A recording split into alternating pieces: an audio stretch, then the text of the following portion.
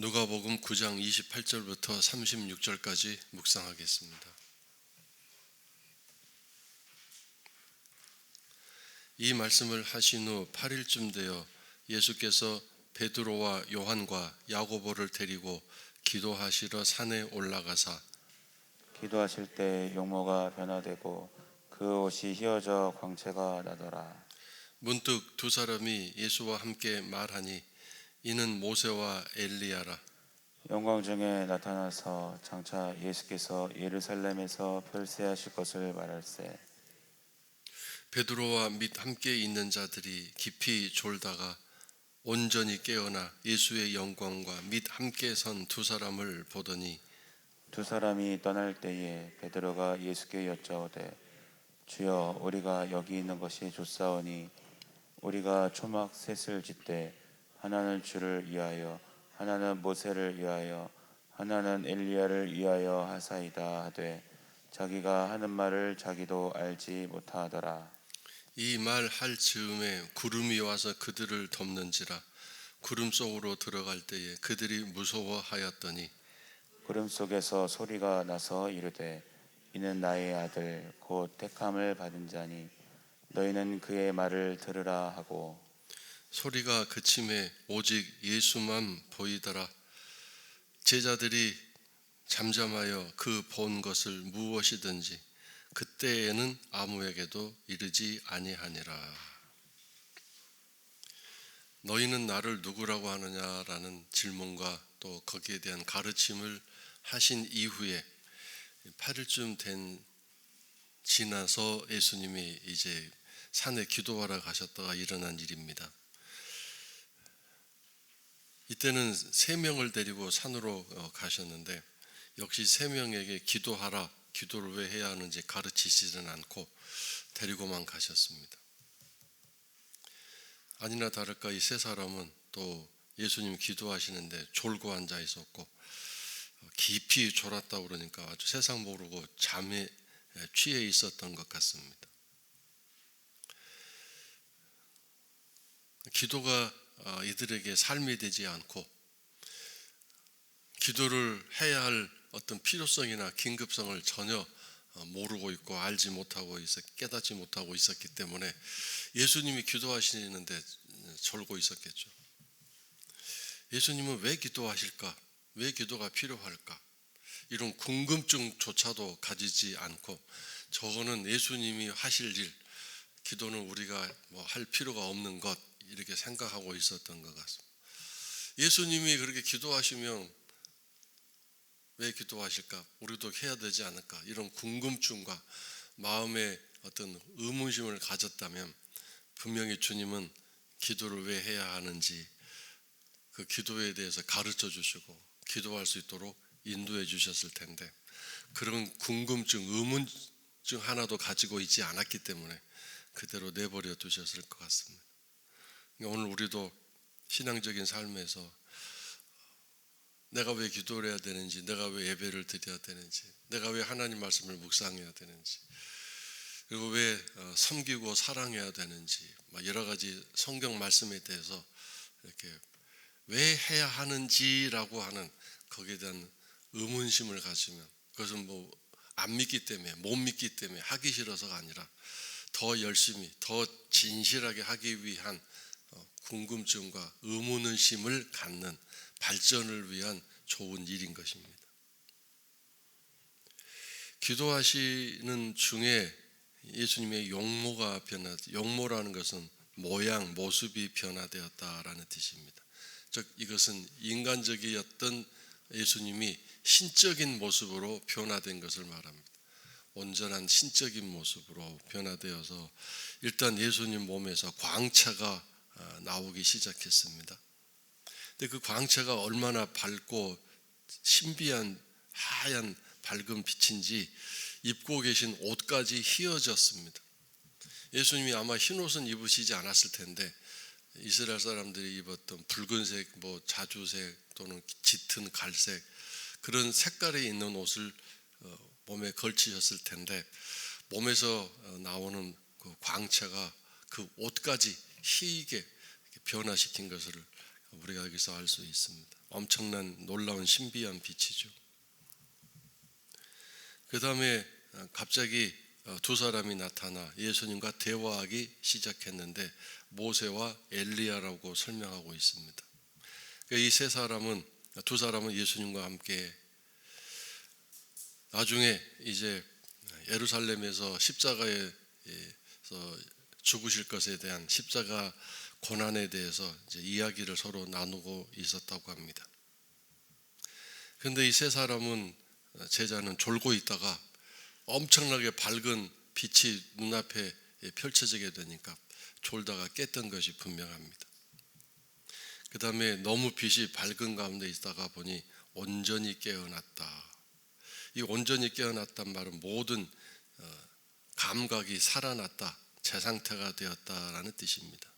그래서 예수의 영광도 보게 되고 함께 있는 두 사람도 보게 되는데 아마 예수님이 설명하지도 않았을 것이고 두 사람이 난 엘리야다, 나 모세다라고 제자들에게 소개하지 않았을 텐데 대화하는 것을 온전히 깨어나서 감각이 살아나서 듣고 있다가 엘리야구나 모세야구나라고 알게 된 것 같습니다. 스스로 깨달을 수도 있겠지만 대화 중에 모세 또 엘리야 이렇게 이름이 나오고 서로 대화하는 걸 들으면서 그렇게 알게 됐을 것입니다. 대화하는 방법을 지켜보고 있었는데 이제 두 사람이 떠나려고 하는데 그때 베드로가 나섰습니다. 나서가지고 엉뚱한 얘기를 하죠. 우리가 여기 있는 것이 좋습니다. 예수님이 여기 좋다고 한 것도 아니고 심지어 엘리야와 모세가 한 것도 아닌데 자기가 여기가 있는 게 좋습니다. 누가 이런 판단을 하라고 그랬나요? 누가 이런 결정을 내리라고 그랬나요? 누가 지금 베드로의 판단과 결정에 대해서 물어본 적이 있나요? 자기가 스스로 판단하고 결정을 내리고 여기에 집을 짓겠습니다. 세 채를 지을 테니까 각각 한 분씩 사시고 우리 세 사람도 한 사람씩 시종을 들거나 또 심부름을 할 테니까 한 집에 두 사람씩 삽시다. 왜 살아야 합니까? 예수님과 이 엘리야와 모세가 왜 거기에서 살아야 되는지 그 이유 한 가지, 여기가 좋습니다. 왜 좋을까요? 너무 밝은 빛에다가 예수님의 그 영광스러운 모습이 있다 보니까 그곳이 좋아 보인 것이죠. 찬송가 중에 그 어디나 초막이나 궁궐이나 주 예수 계신 그곳이 하늘나라 천국이다라고 말했죠. 원래 좋은 곳이었기 때문이 아니라 예수님이 계셔서 또 신적인 모습으로 변화된 온전한 영광 가운데 계셨기 때문에 그곳이 그렇게 아름다운 곳이 됐을 텐데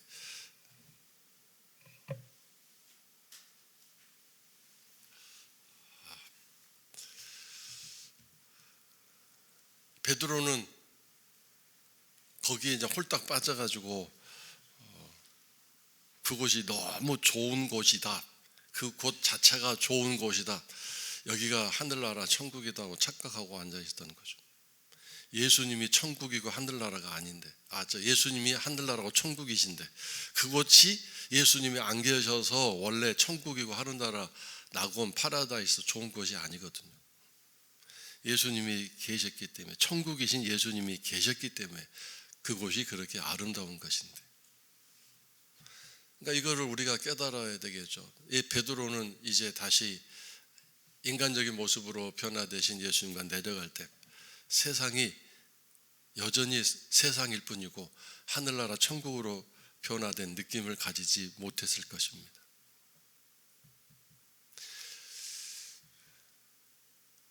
그럼 어떻게 해야 세상이 하늘나라가 되고 천국이 될 수 있을까요?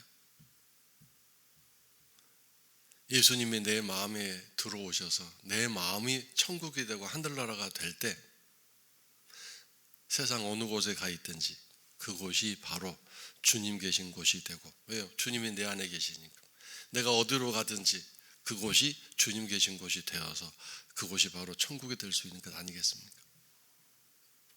주님이 계시지 않은데 세상이 아무리 아름답고 멋진 곳이랄지라도 그곳이 천국이나 또 아름다운 젖과 꿀이 흐르는 가나안 땅이 될 수가 없는 것 아니겠습니까? 근데 여기 있는 것이 좋사오니라고 말하는 이 판단, 이 분별력, 이것이 얼마나 형편없는가를 깨닫게 됩니다. 왜 그럴까요? 기도하지 않았고 기도하다가 졸다가 깼는데 그 졸다가 깬 감각은 오직 이 세상의 감각, 이 세상의 육체적인 감각이기 때문에 그렇습니다. 그래서 우리가 하늘나라 또 주님에 대해서, 성경 말씀에 대해서 깨닫고 분별하려면 이 세상의 감각과 지각을 가지고는 어렵습니다. 영적인 분별력과 영적인 이 지혜, 깨달음이 있어야만 우리가 제대로 하나님 나라와 주의 복음을 이해하고 알 수 있는 것 아니겠습니까? 그래서 성경에서 이렇게 하나 설명하고 있지 않습니까? 자기가 하는 말을 자기도 알지 못하더라. 베드로는 지금 자기가 하는 말을 정확하게 알고 있고 분명한 말이고 아주 지혜로운 말이고 그리고 아주 판단력과 분별력을 가지고 정확히 한 얘기라고 말하겠지만 도대체 이 이야기가 무슨 의미가 있고, 이 모른다라는 말은 의미와 그 의미, 그 뜻을 알지 못하는, 왜 여기 집을 짓고 살아야 되는지, 왜 모세와 엘리야가 분명히 잠시 나타난 건데 이미 오래전에 하늘나라로 간 사람들 아닙니까? 근데 왜 그들이 여기에 집을 지어줄 테니까 살아야 하는지, 왜 이 산속에서 6사람이 살아야 하는지, 그걸 모른다는 뜻이죠. 왜 살아야 하는지, 무엇 때문에 살아야 하는지, 이걸 모르더라, 그런 뜻이지 다른 것은 아닙니다. 다른 이유는 분명하겠죠. 한 가지, 이것이 너무 좋으니까, 그 이유 하나죠. 근데 하나님 앞에서 중요한 건 그게 아니라 이것이 좋으니까 여기다 집을 짓겠습니다. 우리가 최선을 다해서 멋지게 목재를 준비해서 집을 짓겠습니다. 우리가 밥도 다 해드리고 빨래도 다 해드리겠습니다. 이것이 아니라 왜 예수님과 모세와 엘리야가 여기서 살아야 하는지, 이걸 모른다 이거죠. 왜 너희들과 함께 이 산속에서 살아야 되는지, 왜 하늘나라 삶을 그만두고 엘리야와 모세가 그걸 중단하고 여기 와서 살아야 되는지, 이걸 모른다 이거죠. 그렇다면 예를 들어 한 가지 질문을 확대해 봅시다. 성도 여러분의 뭔가 열심히 기도할 때 그 기도 목표 제목이죠. 오늘도 가지고 나와 기도하는, 물질적인 어려움도 있고 건강의 문제도 있고 가정의 문제, 자녀의 문제도 있습니다. 개인적인 문제도 있고, 하나님 이거 해결해 주세요, 도와주세요라고 기도하시죠. 왜요? 힘드니까, 어려우니까, 그것 때문에 너무 삶이 고통스러우니까. 그 이유 정확하잖아요. 근데 그 이유만 가지고는 자기가 무슨 말을 하는지 모르더라라고 하나님이 말씀하실 수밖에 없는 상황입니다. 왜요?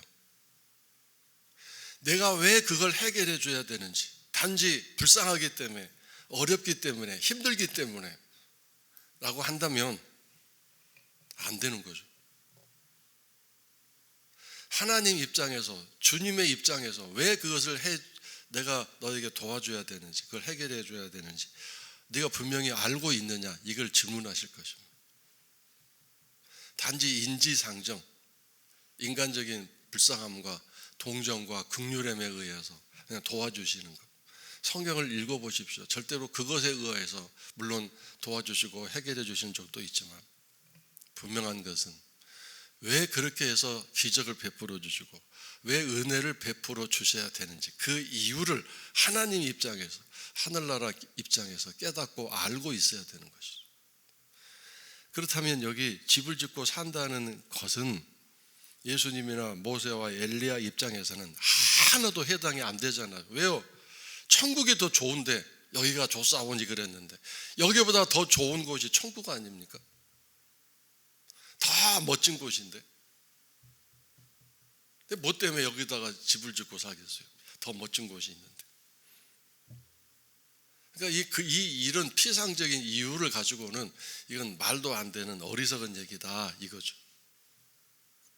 이 땅의 시세, 이 땅의 어떤 입장, 이 땅에서의 어떤 그 흐름, 이 땅에서의 그 이해하는 그 어떤 그 정도의 수준 가지고는 안 된다. 우리는 하나님 나라 백성이고 하늘나라 백성이기 때문에 하나님의 나라, 하나님의 이 마음을 헤아리고 그런 생각과 그런 시각을 가지고 그런 마음을 가지고 살아야 되지 않겠습니까? 근데 여전히 이 세상의 입장과 이 세상의 시각을 가지고 하늘나라를 이해하고 하늘나라를 대해서 얘기하고 하나님 나라를 바라보려고 한다면 이거 안 되는 거죠. 그래서 오늘 우리들이 변화가 돼야 됩니다. 우리가 이 땅에 살고 있지만 그래서 가치관이라고 말하죠. 가치관. 세상을 바라보는 눈, 세상을 바라보는 마음, 그것이 하늘나라의 마음과 하늘나라의 시각으로 바꿔져야 됩니다.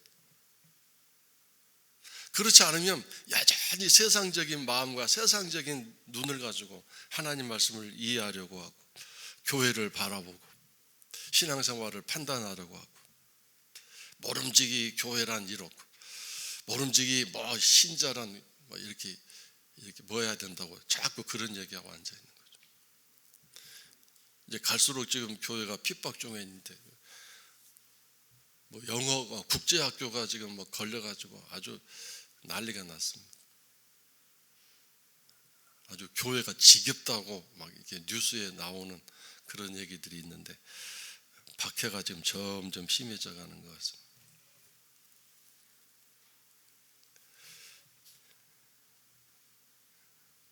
세상적인 시각을 가지고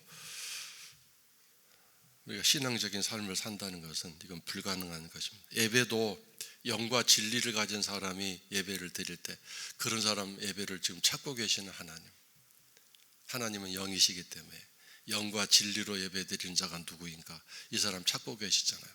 근데 여전히 예배도 세상적인 감각, 육신적인 차원에서 그런 차원에서 예배를 아무리 열심히 드리고 있다 할지라도 하나님 눈에 차지 않겠죠.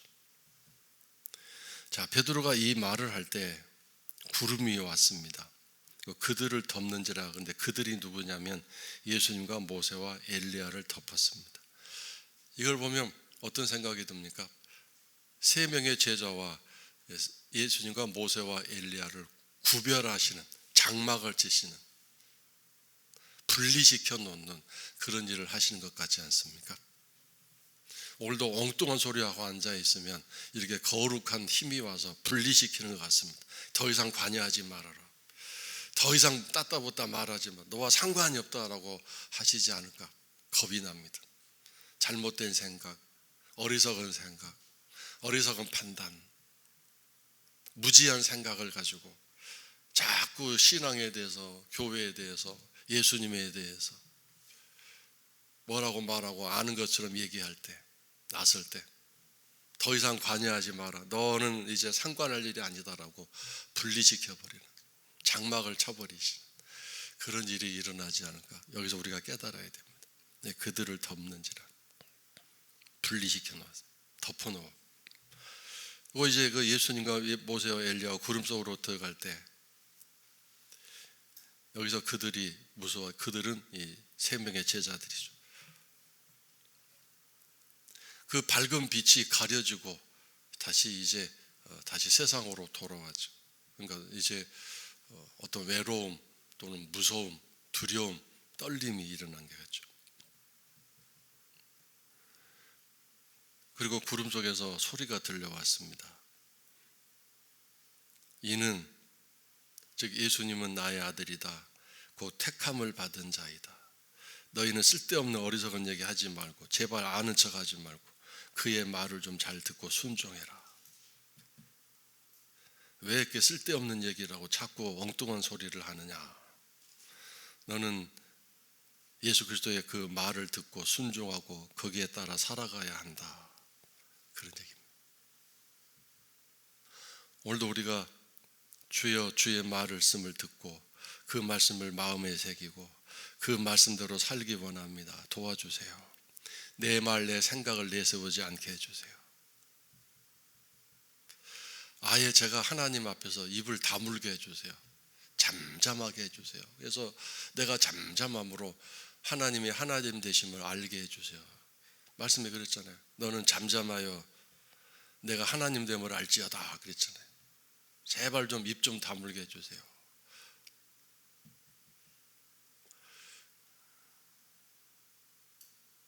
소리가 그침에 다시 구름이 사라지고 예수님만 보였습니다. 그리고 이제 제자들이 잠잠하여 그랬어요. 근데 잠잠하여가 계속 됐으면 좋겠는데 거기 그때에는 아무에게도 이르지, 그때는 그 어떤 한순간만 잠잠했다. 나중에 또 떠벌떠벌 말도 많고 서로 싸우고 누가 높고 누가 낮고 싸우고 쓸데없는 얘기 서로 물고 날라서 소문 퍼뜨리고. 근데 나중에 이제 잠잠하다가 성령님 오신 이후에는 잠잠하다가 아무 얘기 않고 있다가 복음을 전할 때는 담대히 복음을 전하고 예수님을 증거하는 놀라운 삶이 됐죠. 오늘 이 세상이 시끄러운 까닭은 저마다 잘난 것처럼 잘나서 말도 많고 이런 말 저런 말이 많기 때문입니다.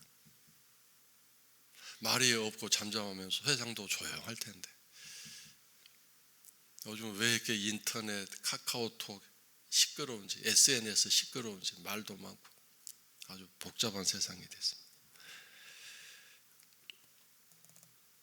베드로는 이 사건을 가슴속에 담아두었던 것 같습니다. 그래서 베드로 후서 1장에는 우리는 친히 예수님을 보았다. 이게 뭔 말이냐면 영적으로 신적으로 변화되신 예수님을 직접 본사 보았다. 근데 그게 중요한 게 아니더라. 그래서 거기 그 베드로후서 1장에는 더 확실한 계시가 있다. 더 확실한 애언이 있는데 그것이 뭐냐? 그 눈으로 보는 예수님이 내 마음속에 샛별이 되어 떠오를 때까지 기다려야 한다. 그것이 더 확실한 애언이고 확실한 진리이고 확실한 예수님이다. 우리는 일찍이 변화산에서 예수님 눈으로 변화되신 모습을 보았지만 그것이 간접적인 눈으로만 보는 것이었기 때문에 내 마음속에 주님을 모신 일이 아니었기 때문에 결국 나 같은 사람은 예수님을 3번이나 부인하고 나를 저주까지 하면서 나 예수님 모른다라고 했던 실패자였다. 그러나 내가 열심히 기도한 가운데 성령님 오셔서 내 마음에 예수님이 들어오신 이후로 내가 변화가 되었다. 새 사람이 되었다. 그러므로 자만하고 또 떠들지 말고 내 마음 안에 아침에 그 샛별이 떠오를 때처럼 주님이 아침에 샛별은 모든 별이 없는 가운데 가장 먼저 밝게 떠오르는 샛별 금성 비너스 아닙니까? 그러니까 예수님이 내 마음속에 이렇게 확실하게 밝게 빛나게 내 마음에 떠오르기 전까지는 아무것도 안다고 착각하지 말고 그렇게 해야만 예수님이 내 마음에 확실하게 떠올라야만 그것이 어둠을 비추는 등불 같은 샛별이 될 것이고 내 인생을 비추고 내 마음을 비추고 저 하늘나라를 밝히 볼 수 있게 해주는 능력이 될 것이다. 그러므로 여러분 마음에 예수님이 새겨지고 예수님이 내 마음속에 확실하게 떠오를 때까지 믿음의 그 길을 가시고 자만하지 마시고 안다고 착각하지 마시고 열심히 살아가십시오.